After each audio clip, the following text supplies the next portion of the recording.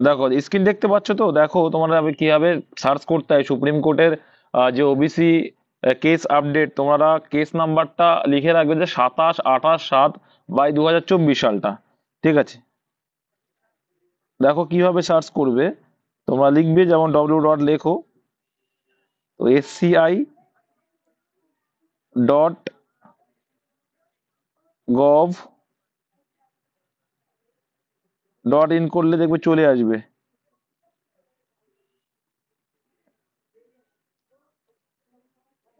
Search করবে, একটু wait করো। তো ওবিসি কেসের আপডেট হোক, যে কোনো কেসের আপডেট হোক, সুপ্রিম কোর্টের হোক, মানে যে কোনো কেসের আপডেট তুমি কিন্তু এখান থেকে পেয়ে যাবে। ইন্টারভিউটাও হবে না, ওবিসি কেসের জন্যই কিন্তু আটকে আছে সবকিছু। 2022 সালে যে করা বলছো তো, ওটাও হবে না, প্রাইমারি টেটের ইন্টারভিউটাও হবে না। সুপ্রিম কোর্টের সাইডে চলে আসলাম, যে SCI.gov.in করলে তোমরা পেয়ে যাবে।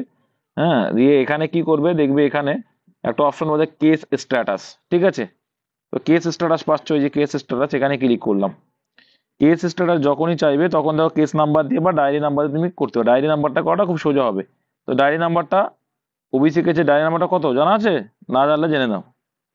কত আছে জানা আছে কারোর? তো এখানে যাবে, যে দেখো এখানে কেস স্ট্যাটাস বলে অপশন থাকছে, সেখানে গিয়ে তোমরা ক্লিক করবে। দিয়ে এখানে কেস ডায়েরি নাম্বার হচ্ছে ওবিসি কে যেটা ওয়েস্ট বেঙ্গলে চলছে, তোমার West Bengal government versus Amal Chandra Das মনে হয়, দেখে নাও তোমরা। যাই হোক, যে কেসটা চলছে তার হচ্ছে কেস ডায়েরি নাম্বার হচ্ছে 27/28/7, আর সালটা হচ্ছে 2024। ঠিক আছে, সালটা কিন্তু 2024 সালের ঘটনা। দিলে গেলে যে নেটওয়ার্ক সমস্যা একটু আছে। এবার দেখো এখানে যে ক্যাপচা আছে, দেখো মাইনাস করছে 5 আর 2 এর মাইনাস করতে হবে। এখানে যেহেতু ক্যাপচা বলছে, 3 করলাম, দিয়ে সার্চ করলাম। সার্চ করলে কিন্তু প্রায় চলে আসবে। দেখো সার্চ করলে তোমরা দেখতে পাচ্ছ তো, কেস ডায়েরি করলাম যখনই, তখনই কিন্তু চলে আসছে। সিরিয়াল নাম্বার 1 রয়েছে, ডায়েরি নাম্বার ওই যে 27/28/7/2024। কেস ওই রয়েছে, যে বিষয়টা দেখো রয়ে আছে, the state of West Bengal, respondent name Amal Chandra Das. তো পেন্ডিং স্ট্যাটাস কি আছে? পেন্ডিং আছে। অ্যাকশন কি আছে? ভিউয়ে চলে আসো এবার। তো ডিটেলস তোমরা পেয়ে যাবে, যে ডায়েরি নাম্বার দিয়ে দিল the state of West Bengal versus, দেখো ডায়েরি নাম্বার এই সেকশনে, যাই হোক দেখার দরকার নেই অত। এই যে মেন বিষয়টা দেখো, এখানে দেখো, যেটা আমাকে একজন বললো না এরকম কোনো কিছু বলেই নি। তো আমি বলেছিলাম না ভাই, বলেছে, আমি জেনে শুনেই বলছিলাম।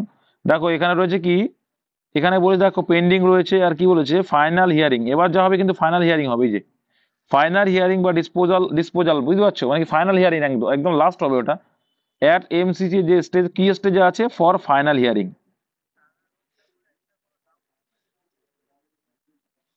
ফাইনাল হিয়ারিং এর জন্য কিন্তু, ফর ফাইনাল হিয়ারিং।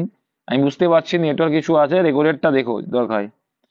দিয়ে দেখো এখানে যে রয়েছে, এখানে কিন্তু লিস্ট অন 28/1/2025। তাহলে 28/1/2025 যেটা দিচ্ছে।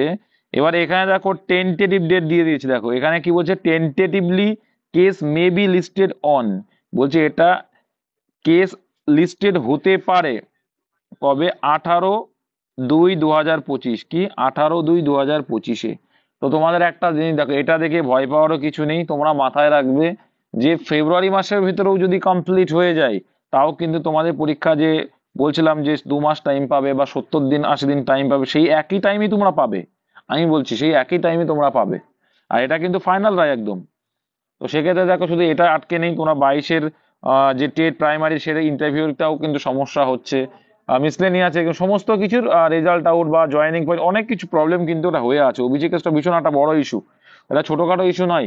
সুপ্রিম কোর্টে আধা ঘন্টা আলোচনা হয়েছিল, এবং ফাইনাল হিয়ারিং এ যে দেখো, তোমরা হয়তো ভাবছো যে 18/2 দিয়ে দিল, কি জন্য পেছালো, কি জন্য, হয়তো হতে পারে কোনো জাজমেন্টে কোনো সমস্যা, বা যিনি যে আছেন জাস্টিস BR গভাই অ্যান্ড যে অনারেবল মিস্টার কিগা আছেন, তো সমস্যা হতেই পারে, তাদেরও কোনো সমস্যা হতে পারে। তো তার জন্য পিছিয়ে যেতে পারে, তো পেছাই তোমরা জানো। কিন্তু এটা পেছাচ্ছে আমাদের প্যানিকের জিনিসই, কারণ আমরা এক্সপিরিয়েন্স, আমাদের অবশ্যই প্যানিকের জায়গা। কিন্তু তোমরা প্যানিক হবে না, আমি বলছি ভাই, এই সম্বন্ধে এটুকু দেখে তোমরা প্যানিক হয়ে না। কারণ দেখো, এটা যেহেতু ফেব্রুয়ারি মাসের ভিতরে যদি ক্লিয়ার হয়ে যায়, আর তুমি মাথায় রাখবে, যদি 28 তারিখেও যদি ক্লিয়ার হতো, 28 জানুয়ারিতেও যদি ক্লিয়ার হতো, তাও কিন্তু কখনো সম্ভব হতো না যে ফেব্রুয়ারিতে পরীক্ষা হওয়া। কারণ একটা জিনিস মাথায় রাখে, ফেব্রুয়ারিতে আমাদের ওয়েস্ট বেঙ্গলে কিন্তু মাধ্যমিক এক্সাম রয়েছে, তারপর তো এইচএস হবে। তো গড়পড়তায় গিয়ে দেখা যাবে যে কি, যে ডেটটা যদি 28 জানুয়ারি হতো, আর সেটা যদি 18ই ফেব্রুয়ারিতেও হয়, সেই সেম এফেক্টই কিন্তু পড়বে।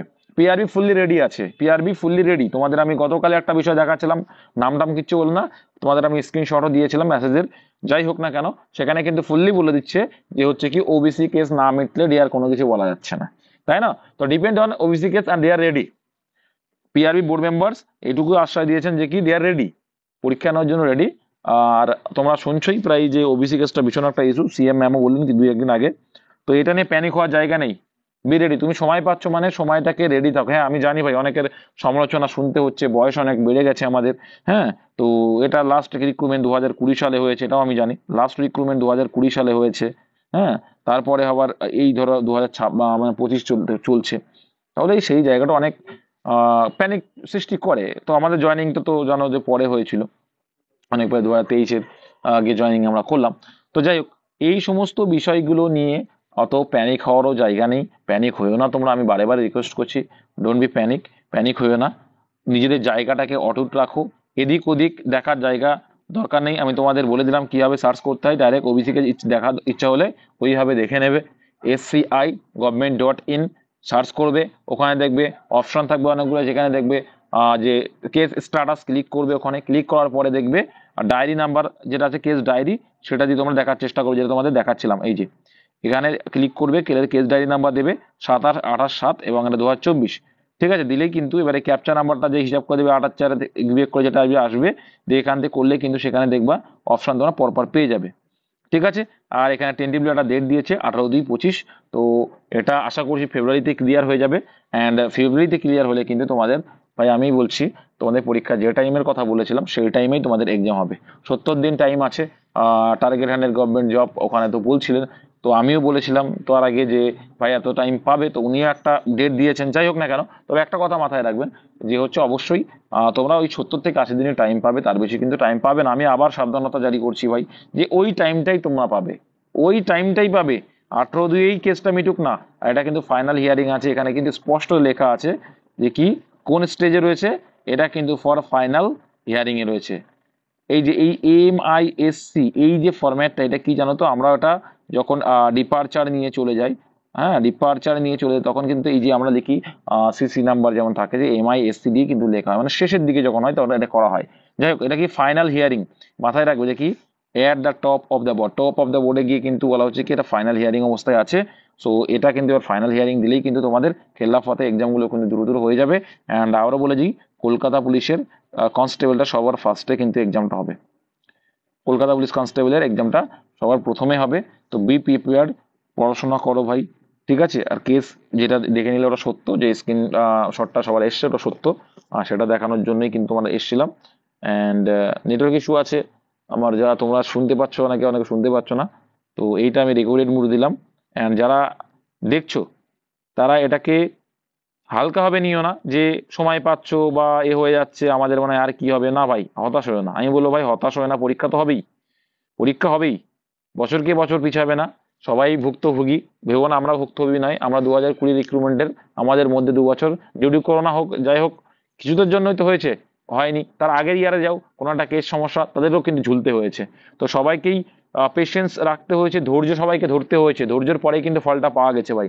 সো তুমিও নিজেকে ধৈর্য ধরা, হ্যাঁ ওই সময়টা কিন্তু কাজে লাগাও, যে সময়টা পাচ্ছ এই সময়টায় কাজে লাগাও। যারা চাকরি পাওয়ার হয় তারা কিন্তু এই সময়টাকে কাজে লাগায়, আপডেট অত তারা নেয় না, তারা সময়টাকে কাজে লাগায়, যে আমি সময় পাচ্ছি মানে আর ভিতটা আরো মজবুত হবে, আমি ফার্স্ট চান্সে, তোমাকে এটা মাথায় রাখতে হবে, যখন আমার লেট হচ্ছে তার মানে ফার্স্ট চান্সে চাকরিটা আমার নিতে হবে, এই জিনিসটা কিন্তু মাথায় রাখো ভাই, ঠিক আছে। প্যানিক হয়ে না, আবার বলছি প্যানিক হয়ে না, পড়াশোনা করো, হ্যাঁ। আর ডেসক্রিপশন বক্সে দেখবে লিঙ্ক দেওয়া আছে, যারা মনে করবে যে সানডেতে এক্সাম দেবে অবশ্যই তারা অ্যাটেন্ড করে নাও, হ্যাঁ। আর পেইড ব্যাচে যদি অ্যাটেন্ড হতে দাও সো কন্ট্যাক্ট করবে, হোয়াটসঅ্যাপ গ্রুপ তো আছে এমনি ফ্রি গ্রুপ, সেখানে অ্যাটেন্ড হয়ে যুক্ত হয়ে যাও, টেলিগ্রাম লিঙ্ক দিচ্ছি সেখানেও যুক্ত হয়ে যাও, অনেক পিডিএফ টিতে পড়তে থাকো। আমি বলছি ভাই পড়তে থাকো, সময়টা নষ্ট করো না, বাবা মায়ের স্বপ্নটাকে অন্তত পূরণ করো, নিজের স্বপ্ন না হলেও, ঠিক আছে। তারা অনেক কষ্ট করে তোমাকে মানুষ করেছে ভাই, হ্যাঁ। আর এদিক ওদিক ভাটকানোর দরকার নেই, কে কি বললো কি রায় দিয়ে সব শেষ হয়ে গেল, উইচি গিয়ে এ শেষ কিছুই না হবে, সব সব শেষ শেষ যখনই বলছে না, ভিউজ পাওয়ার জন্য আর কিচ্ছু না। সো ফোকাস হও, টেলিভ ডেট একটা পাচ্ছ, ঠিক আছে, ফোকাসড হও, বি ফোকাসড।